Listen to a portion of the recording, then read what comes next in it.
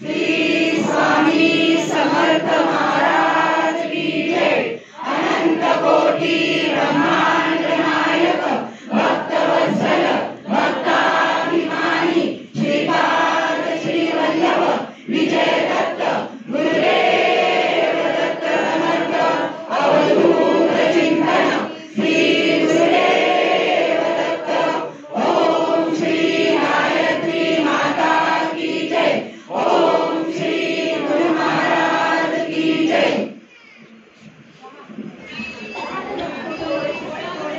त्रिवार बंधन त्रिवार मुजरा येथे त्यांचे तिन्ही पुत्र यांनाही त्रिवार बंधन त्रिवार मुजरा येथे बसलेल्या सर्व स्वामी समर्थ सेवेकरांना श्री स्वामी समर्थ। बघा आपले जसे वर्षात सगळे सण असतात त्याच्यामध्ये दिवाळी आपण सगळ्यात मोठ्या उत्साहाने साजरी करतो। दिवाळी आली की आपल्याला खूप आनंद होतो। बघा घरात वातावरण पण खूप आनंदमय असतं दिवाळीच्या वेळेला। तसं हा आपल्या वर्षातला सगळ्यात महत्त्वाचा सण म्हणजे गुरुपौर्णिमा। बघा आजचे वातावरण किती छान मंगलमय खूप छान असं वातावरण आपल्या केंद्रामध्ये आहे। खरंच ही ऊर्जा आपण इतकी भाग्यवान सेवेकरी आहोत आजच्या जे सगळे केंद्रात आलेले ही ऊर्जा घेऊन आपण सगळे निघून जाणार आहोत आणि ही ऊर्जा आपल्याला वर्षभर काळासाठी वर्षासाठी आपण पुरवणार आपल्या सोबत घेऊन जाऊ। असा हा गुरुपौर्णिमेचा दिवस उत्सवाचा दिवस असतो। सगळ्यांना गुरुपौर्णिमेच्या खूप खूप शुभेच्छा। आता थोडीशी माहिती सांगायला असं वाटतं कारण आता येतो श्रावण महिना। श्रावण महिन्यामध्ये आपण पहिले इथे आपलं काय करतो महिन्याभर अभिषेक होतात। तर त्या अभिषेकासाठी आपल्याला नाव देणं कर्तव्य ठरतं। तर रोज आपला सकाळी अभिषेक होत असतो। साधारण 6:30 वाजता आपला अभिषेक सकाळी होतो। तर 6:30 वाजता आपल्याला जोड लागतो। दोघं नवरा बायको असं जोडीने तो अभिषेक होत असतो आपल्या इथं। त्यासाठी काहीतरी थोडंफार साहित्य आणायचं असतं आपल्याला। तर साहित्याची लिस्ट तुम्हाला दिली जाईल। थोडक्यात मी तुम्हाला साहित्य सांगते। दूध दही पंचामृत अर्धा डझन केळी एक हार नारळ असं ते सगळं साहित्य असतं। ते साहित्य तुम्ही घेऊन यायचं असतं इथं आणि तुमच्याकडून इथं याज्ञिकी अभिषेक करून घेतात महाराजांच्या मूर्तीवर। तर तो अभिषेक कशाचा असतो म्हणजे आपल्या नित्यसेवेचं जे पुस्तक आहे त्या पुस्तकामध्ये वारानुसार सेवा दिलेल्या आहेत। सोमवार मंगळवार बुधवार असे जे आपले 7 वार आहेत त्या 7 वारांप्रमाणे सेवा दिलेल्या आहेत आपल्या नित्यसेवेचं पुस्तक आहे। तर त्यातली सोमवारची जी सेवा आहे रुद्राची सेवा त्याला म्हणतात। ती रुद्राची सेवा ही सगळी तुम्हाला अभिषेकाद्वारे इथं केली जाते। ही सेवा तुम्ही घरीही करायची आहे। तर ही घरी कशी करायची सेवा तर ते सोमवारचं जे वाराचं तुम्ही दिलेलं असतं त्या पुस्तकामध्ये नित्यसेवेच्या पुस्तकामध्ये ते काढायचंय। अभिषेक गळती पात्र घ्यायचंय विकत। नवीन सेवेकरांसाठी सांगते जुन्या सेवेकरांच्याकडे सगळ्यांकडे हे साहित्य उपलब्ध असणार आहे। महादेवाची पिंड लागते पहिली आणि आपल्याला गळती आणि अभिषेक पात्र लागतं त्यासाठी। तर ते अभिषेक पात्र महादेवाची पिंड त्या तांब्यात ठेवायची आणि गळती लावून आपण तो अभिषेक श्रावण महिन्यामध्ये महिनाभर घरी करायचा आहे। त्याचे अनुभव एवढे आहेत आणि तो अभिषेक कशासाठी करायचे हे तुम्हाला मी सांगते। एक तर तुम्हाला जर समजा कोणी घरी व्यसनी व्यक्ती असतील किंवा कोणी आजारी व्यक्ती असेल तर त्यासाठी हे आपण रुद्राचा अभिषेक करतो। त्याचं जर तीर्थ तयार होतं ते तीर्थ 41 दिवस जर व्यसनी लोकांना जर दिलं तर ते व्यसन अगदी कितीही आपलं उरलेलं असेल किंवा किती जर तो व्यसनी व्यक्ती असेल तर ते 41 दिवस जर रुद्राचं तीर्थ जर दिलं त्या व्यक्तीला तर ते व्यसन त्या व्यक्तीचं सुटतं। अगदी व्यसन करत नाही अगदी मनापासून जर तुम्ही सेवा केली तर ही व्यसनासाठी खूप महत्वाची सेवा आहे। तसंच ही सेवा आजारी व्यक्तींसाठी सुद्धा आहे। जर एखादी व्यक्ती आपल्याकडे आजारी असेल पेशंट असेल तर त्यासाठी सुद्धा 41 दिवस आपण संकल्प सोडून जर ही सेवा केली तर त्यासाठी हे रुद्राचं तीर्थ खूप अतिशय प्रभावी असं तीर्थ आहे। म्हणून ही रुद्राची सेवा श्रावण महिन्यामध्ये आपण वर्षभर जरी केली तरी चालते पण श्रावण महिन्यामध्ये आपण जास्तीत जास्त आपला बघा 12 महिन्यापैकी श्रावण महिना हा आपण पवित्र महिना मानतो। आपण त्यामध्ये सेवा जास्त करतो। श्रावण महिन्यामध्ये उपास सगळे सण वगैरे सगळे श्रावणात येतात। म्हणून श्रावण महिन्याभर ही सेवा जर तुम्ही केली अभिषेकाची तर अतिशय तुमच्याशी फायदेशीर ठरते। आता बघा देवघरामध्ये आपले महादेवाची पिंड असते। आपले देव शक्यतो आपल्या केंद्रातून घ्यावेत। नवीन सेवेकरांसाठी सांगते जुन्या सेवेकरांकडे सगळं आहे व्यवस्थित पण नवीन सेवेकरांसाठी मी सांगते की आपले देव हे आपल्या केंद्रातल्या मार्गाप्रमाणे पंचधातूचे असावेत। तशीच ती महादेवाची पिंड ही पंचधातूचीच असावी देवघरामध्ये। ती पिंड बघा नवीन काही बऱ्याच देवघरांमध्ये आम्ही आता ग्राम अभियानांतर्गत आपण बाहेर सेवा महाराज आमच्याकडून करून घेतात त्यावेळेला सहज आमची दृष्टी पडते देवघरावर। तर ती काही देवघरांमध्ये नाग असतो महादेवाच्या पिंडीला नंदी असतो अशी पिंड देवघरामध्ये असते। तर तशी पिंड आपल्या देवघरामध्ये चालत नाही। तर त्याचं का कारण आपल्याला का चालत नाही तर गुरु शिष्याची आपण एकत्र पूजा करतो। गुरु शिष्याची कधी एकत्र पूजा केलेली चालत नाही। त्यामुळे महादेवाची पिंड आपल्या मार्गात माऊली काय सांगतात की तुम्ही फक्त सिंगल पिंड महादेवाची पिंड आपल्या देवघरामध्ये ठेवा। त्याच्यावर नाग असावा नाही नंदी असावा अशी तुम्ही फक्त सिंगल पिंड त्या आपल्या देवघरामध्ये ठेवायचे। आणि मी आता तुम्हाला सांगितलं तसं जर तुम्ही अभिषेक महिनाभर केला आणि ते तीर्थ जर तुम्ही घेतलं तर तुम्हाला व्यसनी लोकांसाठी आणि आजारी व्यक्तींसाठी ते खूप उपयुक्त असतं. मग तुम्ही म्हणाल हे 2 व्यक्तींसाठीच ते तीर्थ घ्यायचं का, आपण सामान्य लोकांनी घ्यायचं नाही का? सामान्य लोकांनी घेतलं तर ते तितकं चांगलं आहे ना, आपल्याला पुढे काही आजार होणार नाही. किंवा आता बघा डेंग्यूची साथ आहे, पुढे काही आपल्याला संकट येऊ नये किंवा काही आजार होऊ नये म्हणून आपण ते तीर्थ रोज घेतलं तरी चालतं. मग आता इथे रोज आपल्या महादेवाच्या पिंडीवर अभिषेक, जी पिंड दिसते आपल्याला त्या पिंडीवर आपला अभिषेक होणार आहे इथं रोज. मग त्या अभिषेकासाठी आपल्याला काय करायचंय, नावं द्यायची. ती नावं आजपासूनच तुम्ही दिले तरी चालतील. शक्यतो नावं आम्ही नवीन सेवेकरांची देणार आहोत. आपण प्राधान्य कोणाला देतोय, नवीन सेवेकरांना देतो.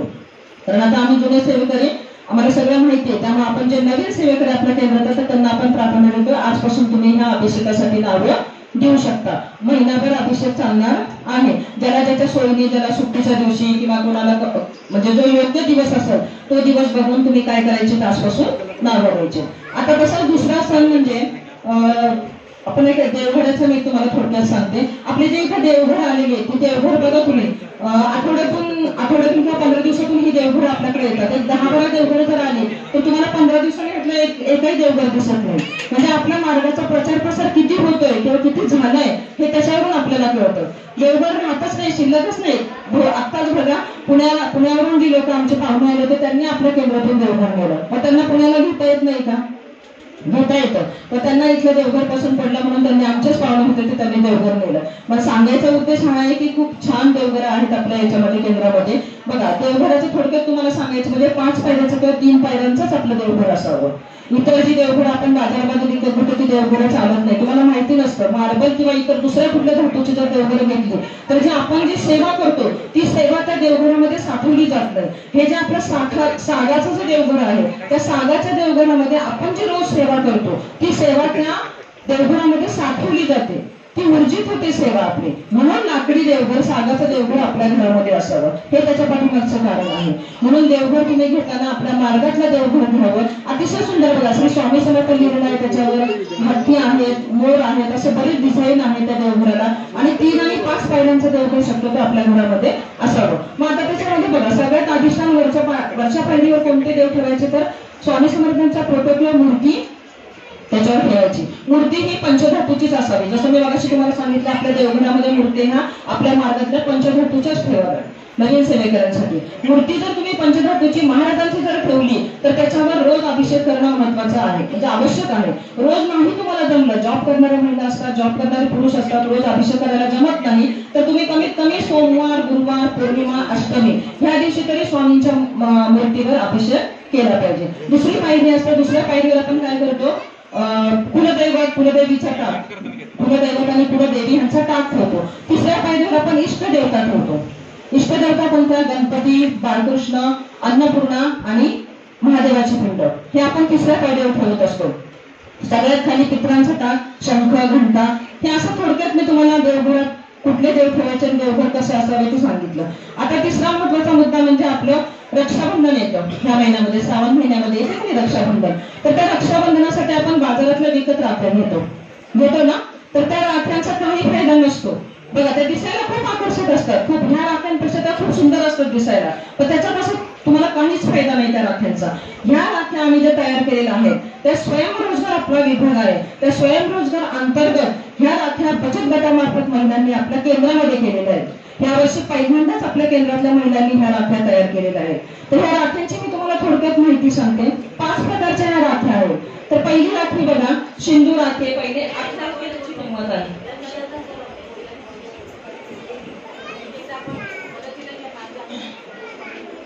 तर पहिली राखी बघा आपल्याकडे आहे सिंधू राखी, नाव आहे तिचं सिंधू. ही 18 रुपयाची राखी आहे.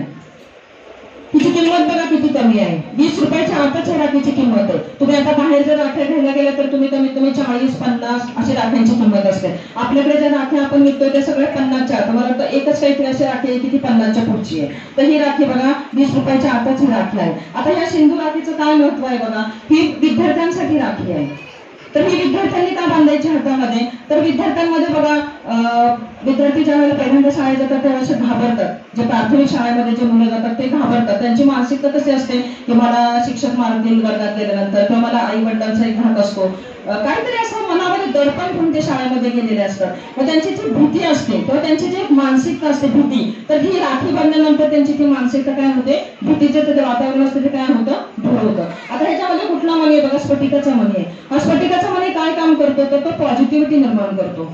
नकारात्मक ज्या गोष्टी असतात त्या गोष्टी काय करतो, दूर करतो, आणि पॉझिटिव्हिटी ह्या राखीमुळे काय होते, त्या विद्यार्थ्यांच्या मनामध्ये तयार होते. दुसरी राखी आहे अष्टलक्ष्मी राखी.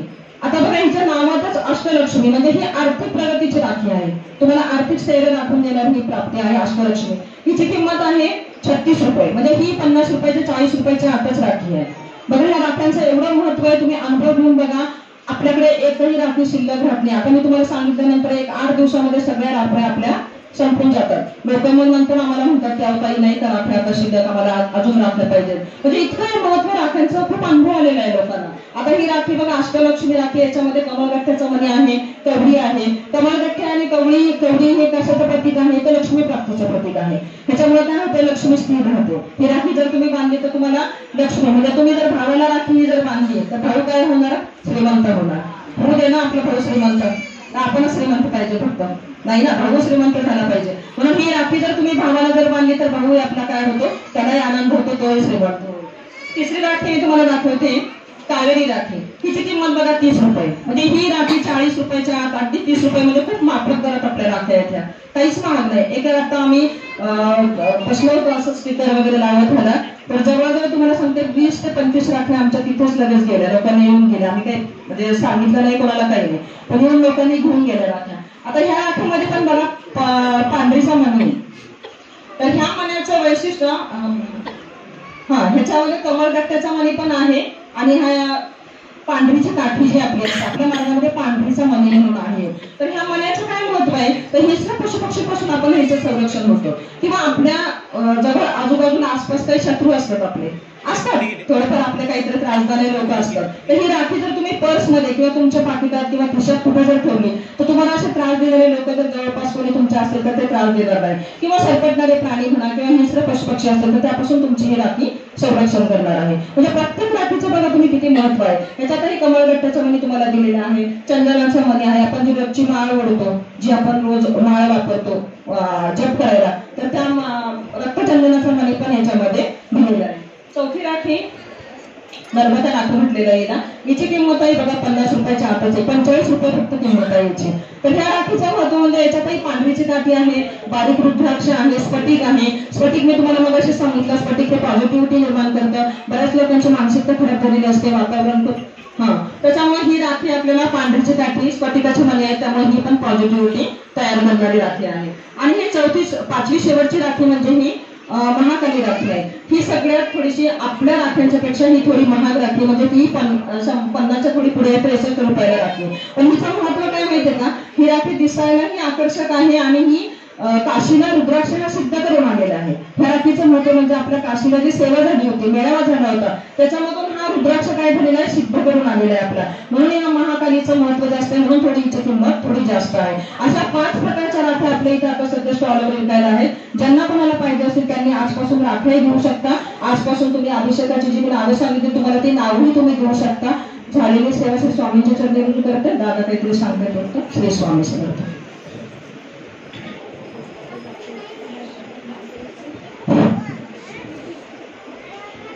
श्री स्वामी समर्थ. आपल्याला बराच वेळ झालेला आहे. दिवसभरात जी काही आपण सेवा केलेली आहे, आज दिवसभरात आपण सगळ्यांनी, काहींनी आता बरेच जण उशिरा पण आलेत, काहींनी गुरुपद घेतलं असेल, गुरुपद काहींनी घ्यायचं राहिलं असेल. हात जोडून महाराजांना विनंती करूया, आजची जी काही गुरुपौर्णिमा आपण केलेली आहे ती महाराजांच्या चरणी, जी काही आज दिवसभरात आपल्याकडून सेवा घडली असेल किंवा जी काही सेवा इथून पुढे आपल्याला होणार आहे वर्षभरात, ती महाराजांच्या चरणी थोडक्यात आपल्याला अर्पण करायची आहे. मी प्रार्थना म्हणतो, 2 मिनिटात आपण म्हणायचं आहे, 2 मिनिटं शांत बसायचं, जय जयकार करायचा आहे आणि महाराजांना जागेवरूनच नमस्कार करायचा आहे. आणि एका लाईननं मार्गस्थ व्हायचंय. बाहेर प्रसाद आहे, प्रसाद घेऊन पटकन मार्गस्थ व्हायचंय. कारण आपण बराच वेळ इथं बसलेला आहे, पण बाहेर लोक पावसात लाईन मध्ये अगदी फुटक्या तलावापासून उभे आहेत. त्यामुळे प्रत्येकानं पटापटा जागेवरून दर्शन फक्त करायचं आहे. फक्त हात जोडा सगळ्यांनी. मी म्हणतो ते म्हणा, ज्यांनी गुरुपद घेतलं असेल, ज्यांनी घेतलं नसेल त्यांनी. श्री स्वामी समर्थ महाराज. स्वामी समर्थ महाराज. आपणच आमचे गुरु, आपणच आमचे गुरु, माता पिता बंधू, माता पिता बंधू, सखा सखा सर्वस्व आहात. सर्वस्व आहात. आपण आजपासून आजपासून पुढील गुरु पौर्णिमेपर्यंत पुढील गुरु पौर्णिमेपर्यंत आमचे गुरुपद स्वीकारून आमचे गुरुपद स्वीकारून आमचा योगक्षेम आमचा योगक्षेम चालवावा चालवावा आमच्याकडून व आमच्याकडून तुमची जास्तीत जास्त सेवा होण्यासाठी आशीर्वाद मिळावा. डोळे झाकायचे, ताट बसायचं आहे आणि महाराजांची मूर्ती मनातल्या मनात